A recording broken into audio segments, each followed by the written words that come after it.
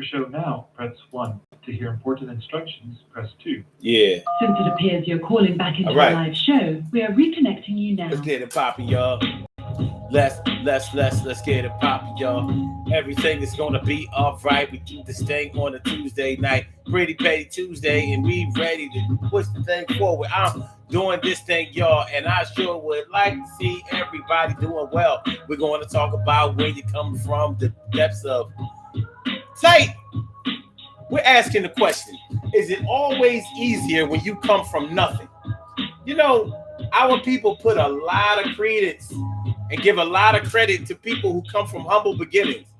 We give a lot of status to people who used to be poor, grew up with nothing, always looking for more. They did what they had to do and went on tour. They came from never seeing any parts of the world. They going everywhere now. Boys and girls look up to them, parents and grown-ups too. And we're going to do this thing and we're going to own up to the status that we had. Yeah, growing up with no dad and hardly even half a mom. But I think the time has come for us to really evaluate the things that we come from and whether it makes us look good. Tonight on the Daily Go Get 'Em Ism show, we're talking about, is it always easier when you come from nothing? You know, when people come from being broke, being poor, having nothing to live for, basically being the underdog all of their lives, there's a tendency to think that they have grown up to be so tough that any fight that they will get into, literally or figuratively, they will win. Oh, I don't think you understand. With all that this person has been through, you ain't going to be able to get to them, and they are almost impenetrable. But I'm going to tell you this, yo. It's not always like that. You know it, and I know it. But is it always easier to try to live up to wherever you come from when you basically come from nothing? You know, so we're going to get into that. We're going to get into whether that puts your skill set at a certain advantage point, and whether we would repeat that for somebody else that's coming up like us. So let's get into it. Urban Therapy with Sun 752. With this your daily. The Daily Go Get 'Em Ism show. We do this every single day. Every day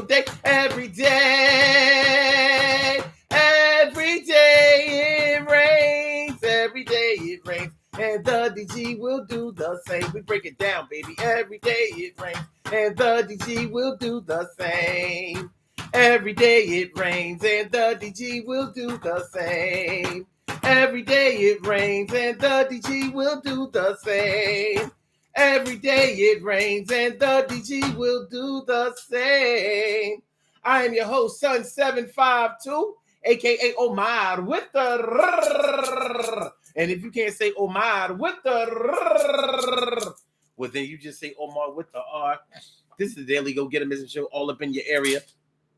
I'm feeling like a real man should, and I hope y'all feel like real men and women should also. Tonight on the Daily Go Get 'Em Ism show, we are talking about, is it always easier when you come from nothing? Man, you hear us talk about it all the time. Man, I grew up with the rats and the roaches. I grew up seeing this. You know, people was getting killed around the way all the time. I had to sell drugs. I was a drug. I got sold. My baby, I didn't meet my father until I was 35. And I didn't graduate high school until I was 29. It was rough. I had to go to work instead of going to school. And I had to start working by the time I was 2. Yeah, I was the only 2-year-old at the job. But you know, I was growing up fast. People thought I was 5. It's all kinds of stuff we talk about. There are all kinds of things we talk about as far as our status growing up. Our experiences growing up, not having money, not having status, not having decent living conditions, not having good food to eat, not having a good place to live, hardly having a decent bed to lay our heads down, going back and forth to court, going back and forth to jail. We take all of these experiences and we look at them like this has prepared us for anything that we'll face in life. We'll be able to overcome any obstacle in our lives because we've been through all of these things. But is it true? Is it true? Does it really, just because we have, okay, I'm gonna put it this way. We've been through a lot of fights in our lives. But how many fights have we been through that we actually wanted to fight? See, that's the thing about when you grow up poor. That's the thing about when you grow up broke. That's when you grow. That's the thing about when you grow up uneducated. That's the thing about when you grow up without good guidance, good tutors, good mentors, good parenting. You fought through all of that, but you didn't ask for any of those fights. Once you start to become successful, you start fighting the battles that you want to fight. You start entering into challenges that you want to be a part of. It's a different game. It's a different game. Growing up broke, growing up poor, growing up ignorant, we fought battles. We was on defense all the time because we didn't know where the punches was coming from. We didn't understand that there was a better way to live. We didn't understand that. Once we were able to make it through all of that, once we were able to climb up out of the mud, to get out of the muck and the mire, to climb up out of that quicksand, to get out of that marsh, to lift ourselves out of the swamps. Now, yeah, it has given us some street cred. It has given us some street smarts. It has made us mentally tough as nails in a certain area. But here's the thing. Now it's time for us to start fighting the battles that we actually want to fight. And you know what happens when you start fighting the worthwhile battles? You know what happens? You start fighting against people who have been doing this all their lives, being trained all their lives, being shown the way to win these battles all their lives. And they haven't had to do it on defense. They have been on the offensive time and time and time again. I'm going to give y'all an example. And this is an easy example. But once I give you this example and another example similar to it, you're going to start seeing like, you know what? Oh, you're right. Around the way, we play sports that we have access to. That's why most black people are very good at basketball. It doesn't cost any money to play basketball. Football. It costs money to play football, but you can afford to play it. Baseball. It costs money to play baseball for the equipment and things like that, but we can afford to play it. The three sports. We play those. There's a reason why we don't play hockey. And it's not just because it's a white sport. It's because it costs a lot of money to learn how to play hockey. It does. The skates, the equipment for hockey costs a lot of money. The training, the practices, and things like that for hockey costs a lot of money.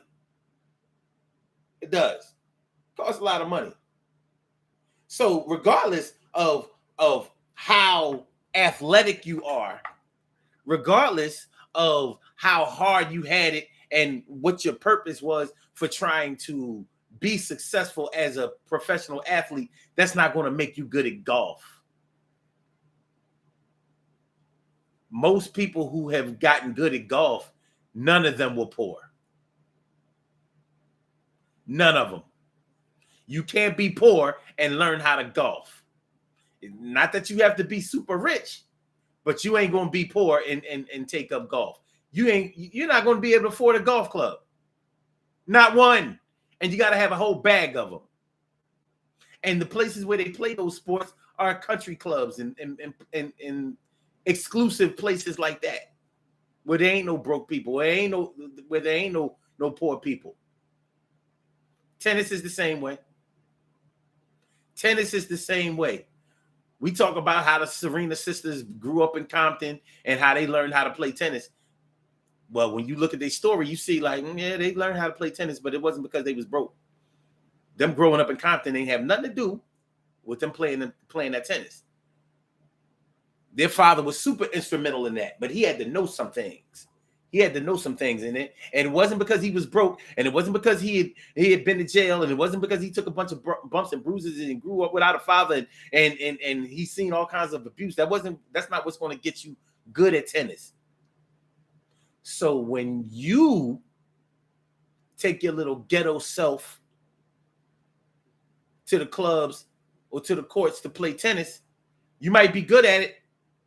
You may have all the physical skills to do it, but in order to be an ace at it, in order to be a champion, you're going to have to be able to afford those trainers. Even if we take it back to the basketball example, you check this out. You might be good. You might be great at basketball. Great at it.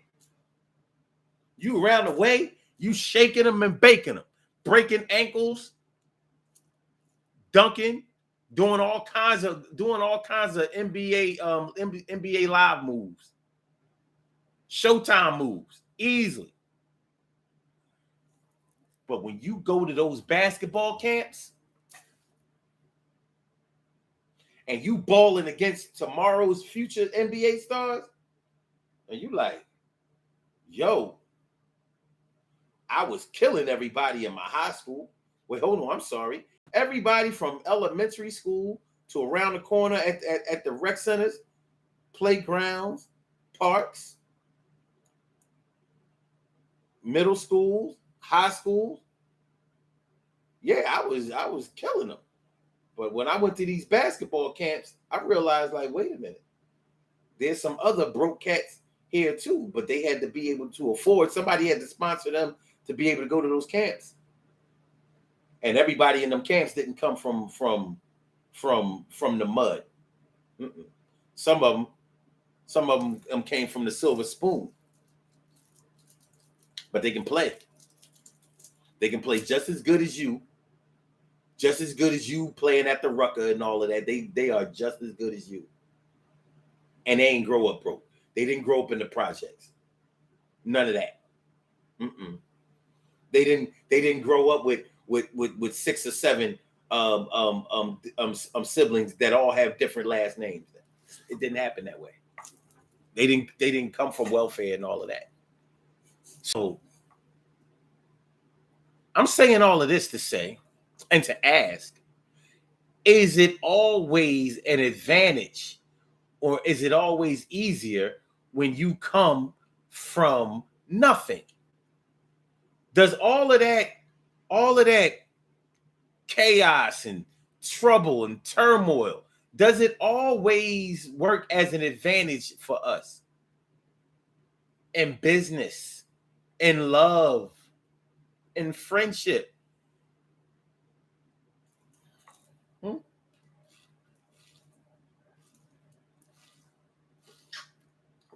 I want you to think about it for a minute. All of us have fallen in love before, and all of us have wanted to fall in love. Now, think about the person that you fell in love with. Were they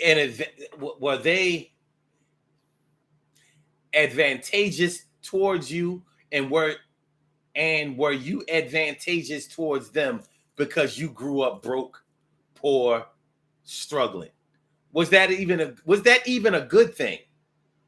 Because a lot of times it's not.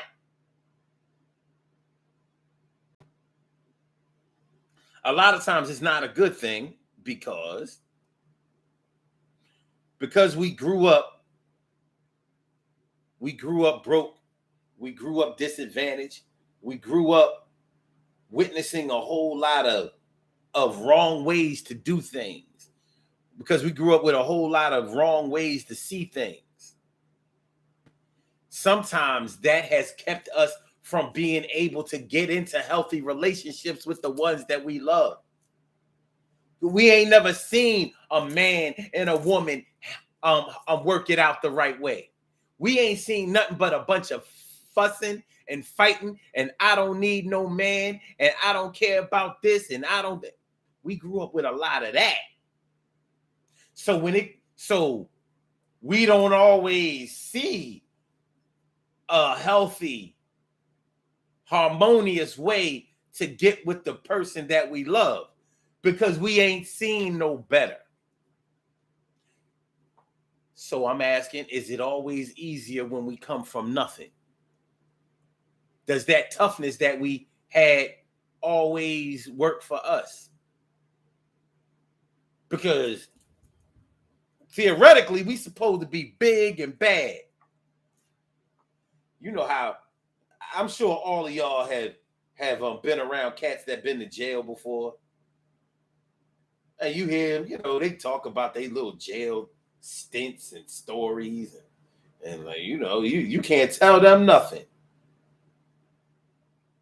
He did 12 years in the feds. He just came home from doing a nickel. He violated and had to do another 7. Just came home. This one just said he don't care if he got to go back. He going to do whatever he got to do to feed his family. Does that sound like an advantage to you? Coming from nothing and looking for nothing, really. Sounds to me like he may still pose a threat to his community. Because if he ain't scared to go back to jail, he's probably talking about committing some violence, stealing, selling drugs, whatever the case may be. Practicing survival on a level that is unheard of and uncharted by most of us. That we ain't into all of that.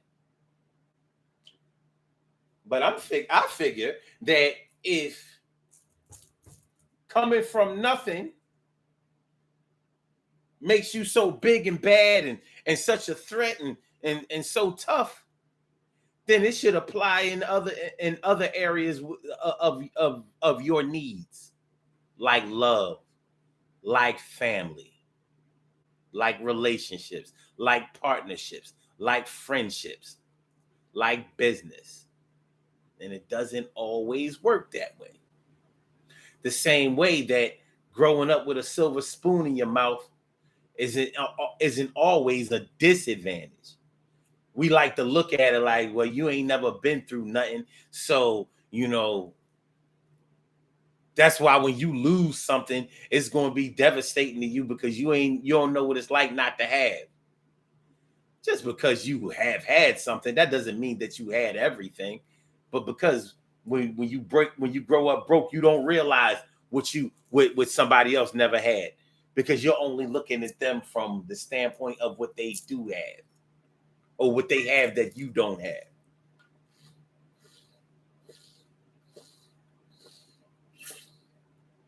Know what I'm talking about? What's going on? Stacy Wizite. Thanks for coming through to Nizite.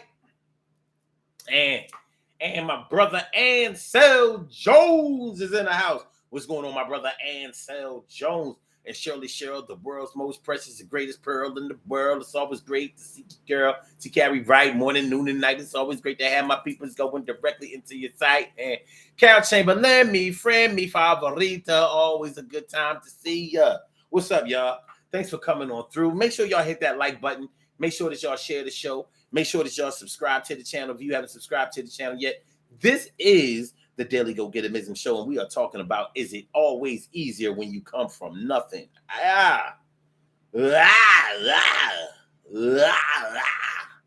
Sometimes when we find out that all we know is what we don't, all we know is what we know. We don't know what we don't know. We got to find out what we don't know in order to learn something and to know something better. To know something better. I heat you up like a Coca-Cola sweater, 1986. I got my picks and I choose you and I'm decide what we're going to do. And I know that you got some choices and I got to hear what you say. And your voice is kind of soothing. It's like the voice of reason. And I'm ready to get it on up. And this is the season that we are going to make it out here. And we come from nothing, but we're going to get there to a place of higher concentration. This is my nation. And you're the best nation. It's a donation. Let's go. Let's go, baby.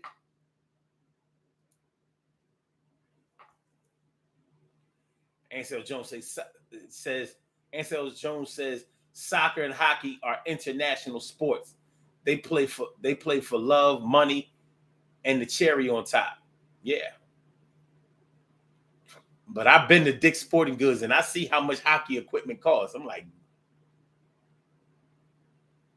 it costs more than basketball. I mean, more than football equipment. Not that football equipment is all that cheap, but somehow we must up the money to get it. Hockey, you got to learn how to skate first. Everybody on the team got to learn how to skate first. We don't have that many good skaters around the way.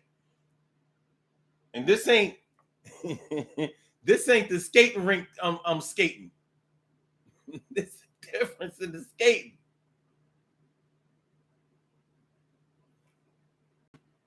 Ansel Jones also says if you don't play those, they look at you like black people saying you don't play spades. Oh yeah.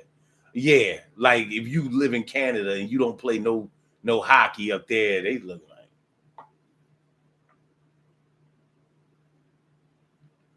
But I'm sure there are plenty of Canadians that don't play hockey well. Just like there are lots of basketball players who don't play basketball well. Lots of black people who may play basketball. I know black people who don't play basketball at all. And some of them are like 6'7", 6'8". Explain it. Not every tall black person plays basketball. Some I've known. I got a nephew. He don't run ball. Period. This man, this boy, he gotta be all of about 6'7", 6'8". He's stupid tall. He don't run no ball.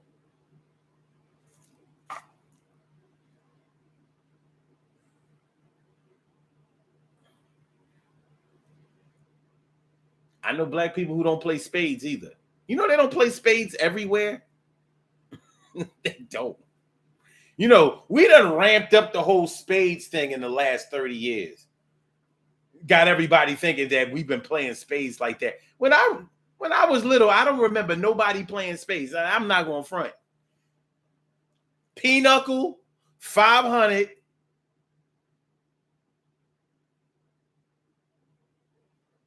Poker.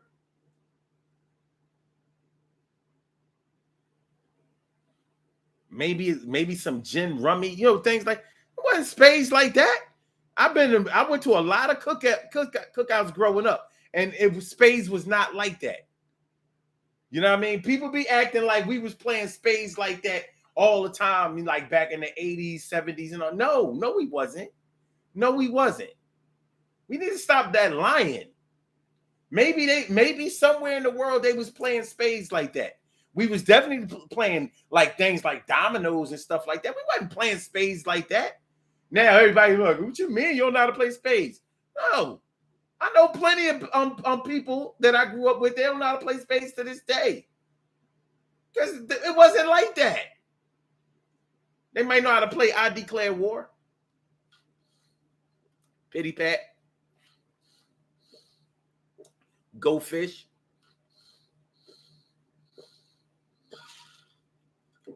All that spade stuff is new. I'm telling the truth. All that spade stuff is new. We got to stop this fronting. I never heard of the game spades till I was in my 20s, and I'm not lying. Never heard of it. Never heard of it. I grew up in the city of Philadelphia. My name is Omar McIntyre. And I never heard of spades before the age of 20. Real track.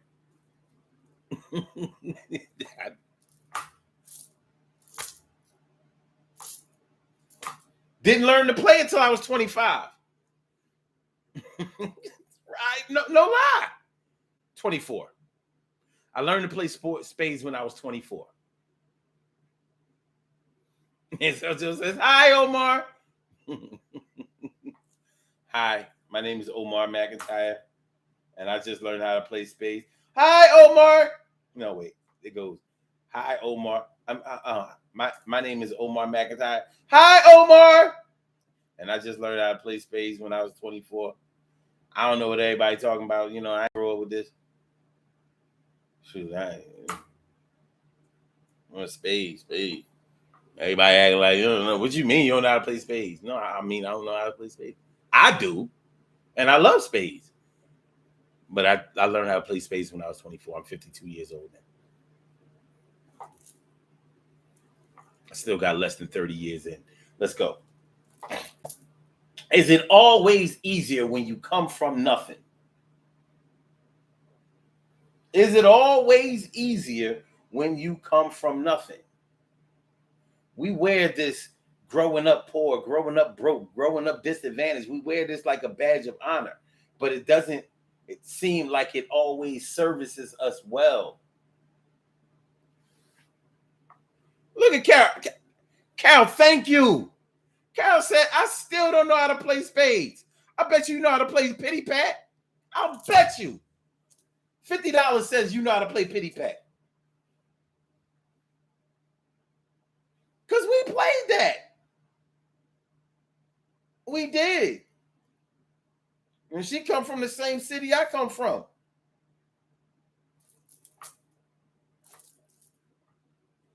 I'm just saying. You know, culturally, we think that all of us have certain things in common. We don't. We didn't all, even though it seems like we all grew up eating the same kind of foods, we didn't. You know for a fact that we didn't all grow up with the same religion. You know it. I had friends who was Jehovah's Witnesses. I couldn't go over their house all the time. They parents said that I was worldly. And even though they recognized me as being a nice guy, if I wasn't willing to come to the Kingdom Hall and basically convert, then I wasn't going to be hanging out with their son all the time. And their sons wasn't going to be going to parties like I was going to and hanging out and, you know what I mean? You know, it wasn't like that. They were strict, very strict. So my man wanted to get out. He had to sneak out. He had to bite the bullet. He had to get in those arguments. He had to get on punishment. He had to take the ass whooping.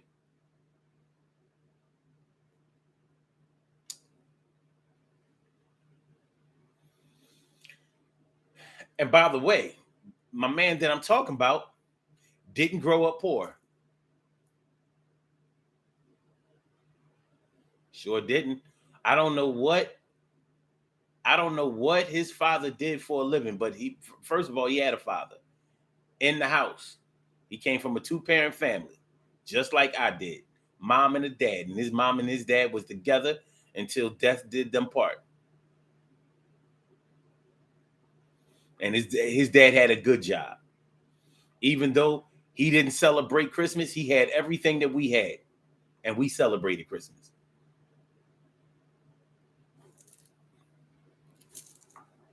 Go figure. That's one of my stories. It's probably similar to stories like y'all had. You know, some of y'all grew up with Muslims, Jehovah's Witnesses, Seventh-day Adventists, and all that kind of stuff. The bottom line is we had differences. Sometimes we fail to acknowledge the differences that we grew up with, but they were there. They were there. You know what I mean? Now I'm talking about You know what I'm talking about? So,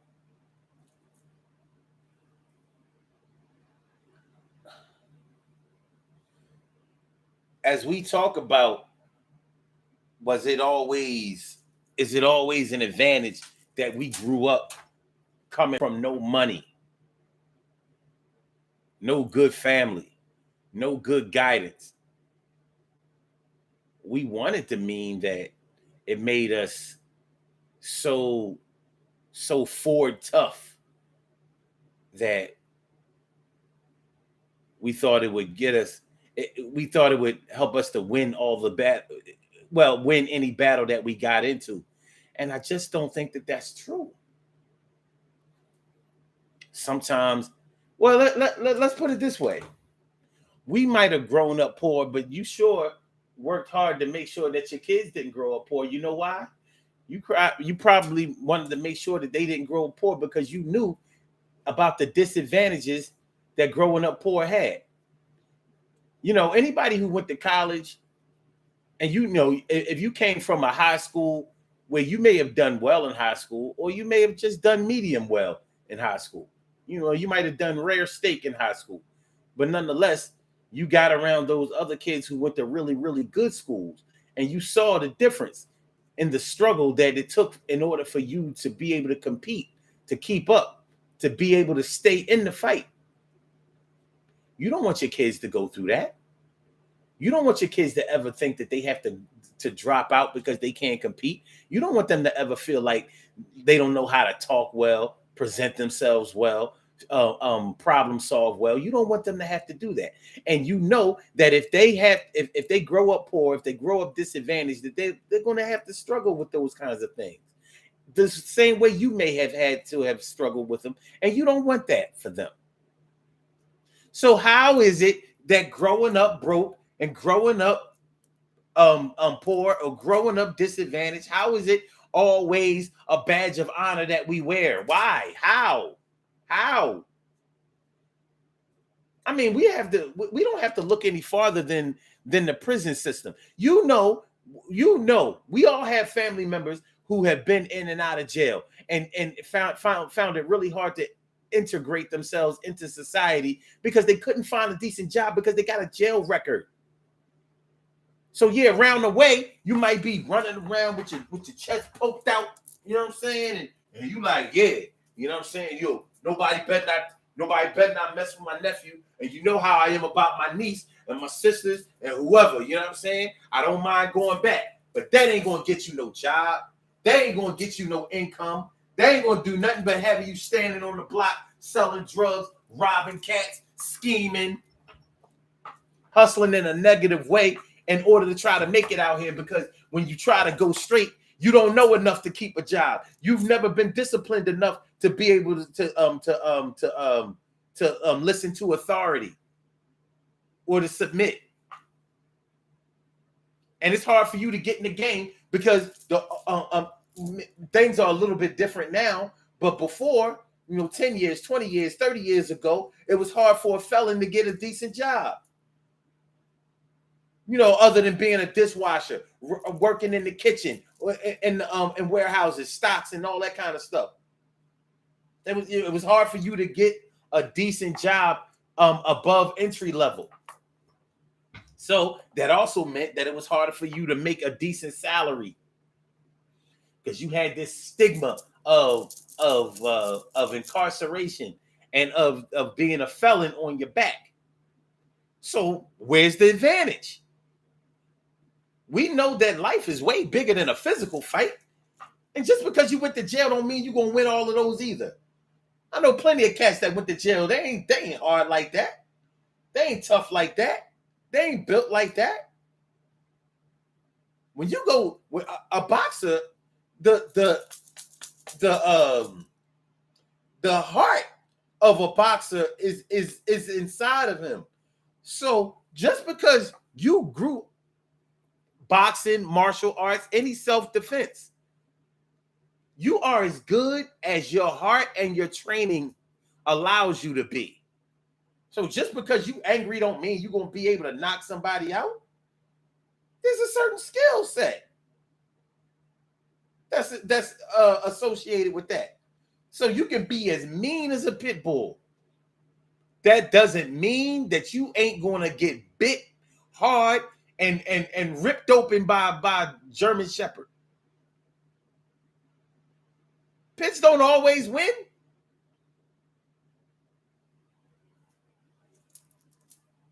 You gotta train them to be killers. Pit bulls aren't natural born killer dogs. They wear that stigma the same way that many of our people wear that same stigma. Shirley Shore says, Carol, I love spades and pinochle.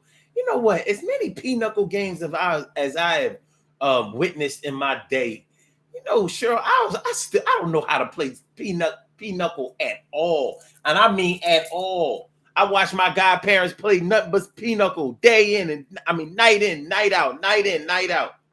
I don't know how to play it. All I know about pinochle is that there are a lot of deuces in the deck. That's all I know. I don't know how to play it even some.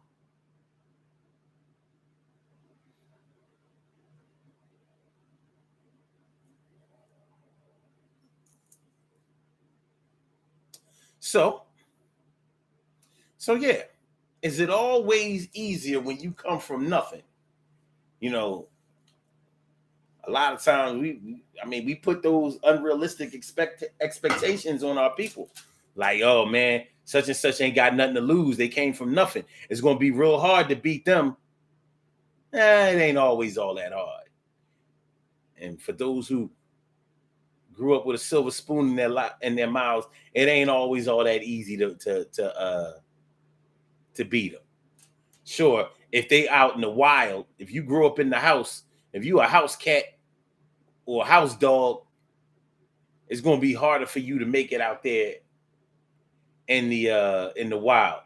You're not going to have the same hunting instincts as those wild cats and wild dogs do. So you might become food while you're looking for food.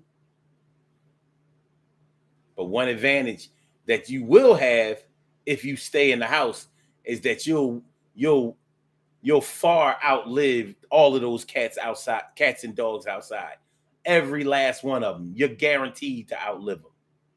Their life expectancy is about on the streets for a stray cat or dog. What would y'all say the life expectancy is of a stray cat, stray dog? I've seen litters of kittens or cats out there. I've seen them make it about 2 or 3 years, and I was always real shocked that they made it that far because it's hard. It's hard.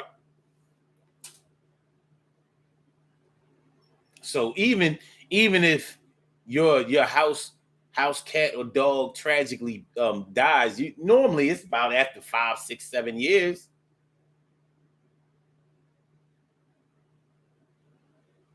My cat Lovey was 19 years old.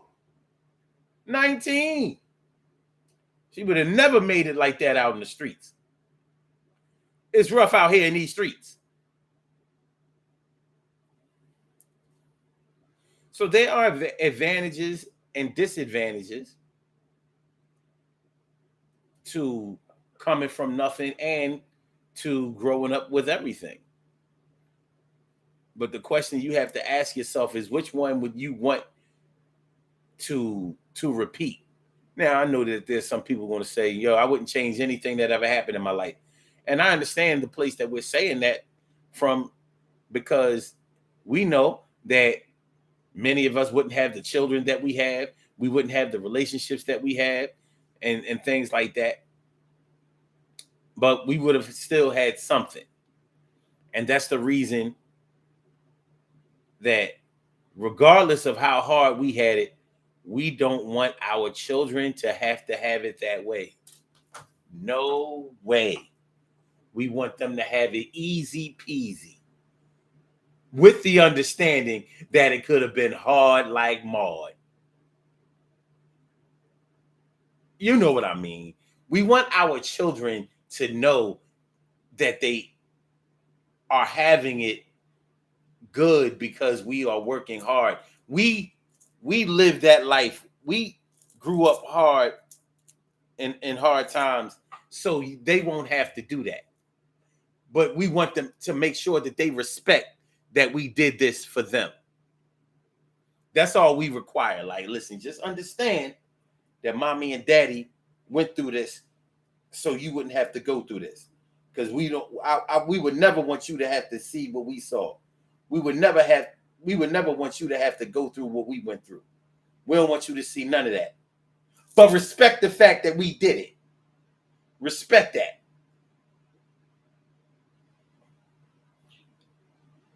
And we still going to train you with the same skills that we had to develop from coming from nothing.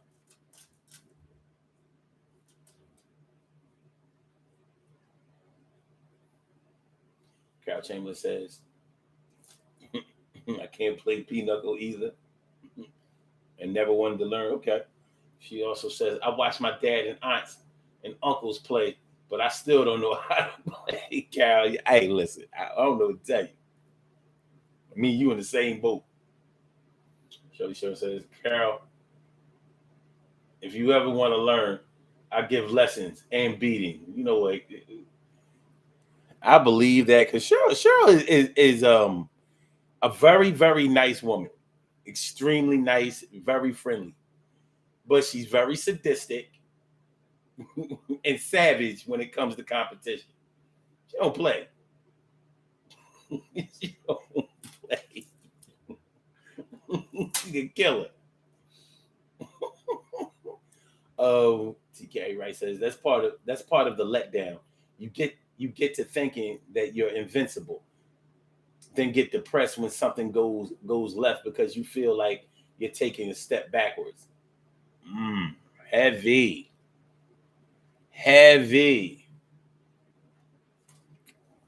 Good stuff, y'all. Very good stuff. Very good. That's what's up. All right. I think y'all gave me what we need. I think we've given out what everybody else needs. Make sure that y'all hit that like button, y'all. Make sure that y'all share the show. Make sure that y'all subscribe to the channel if you haven't subscribed to the channel yet. We're going to do these birthday shout-outs, and then we're going to get on up out of here. All right. We have some birthday shout-outs to do. Some people were born on this glorious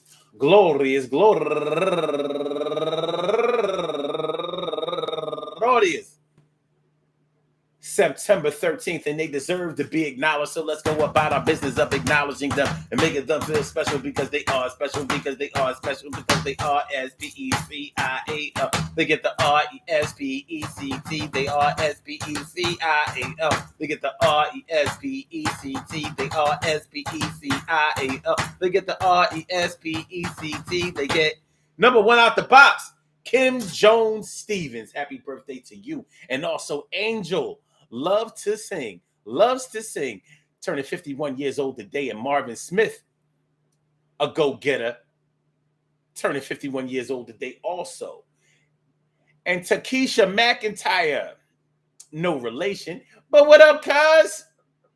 Turning 38 years old today. And Dolores, living life to the fullest, turning 54 years old today. And Angela Dominguez, turning 42 years old today. And Theodore Smith, turning 41 years old today. And Philly Mo, happy birthday to you. And Robin, moving in the right direction, Berean. And I've known Robin since I was about 8, maybe 7, going to John B. Kelly. She lived around that way. Happy birthday to you, Robbie Rob. And last but not least, my girl Davida Carter from Philly to GA.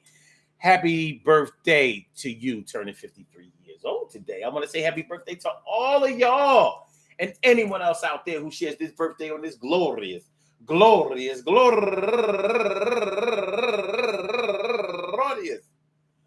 September 13th.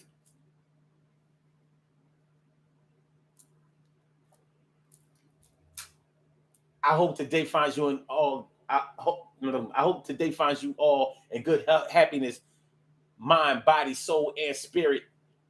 All of y'all go ahead and turn up, but don't turn up too loud. Just turn up loud enough so everybody can hear you. Rock out, rock on and do the damn, the rock out, rock on and do the damn, rock out, rock on and do the damn thing. You do your thing, y'all. Represent the queens and kings. You do your thing, y'all. Represent the queens and kings.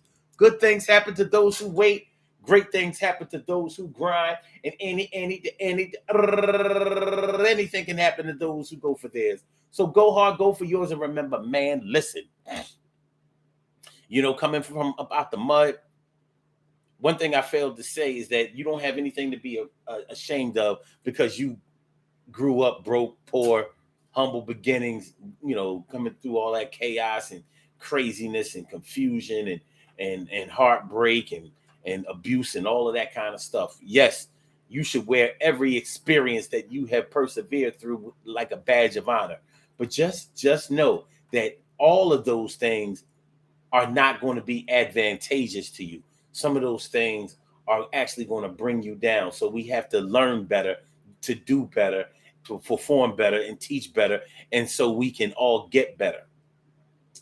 But for now, do what you got to do, learn what you got to learn, be around who you need to be around with, but never settle for a little bit of success because you come from little or no success.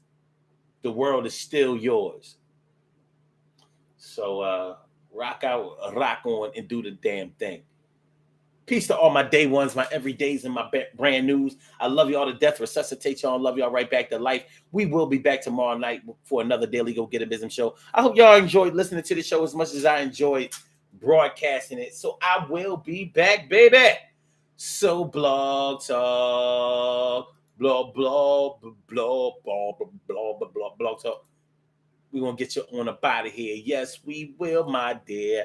And for my YouTubers, you know just how we do, but thanks for coming on through. See you on the other side, my boobers.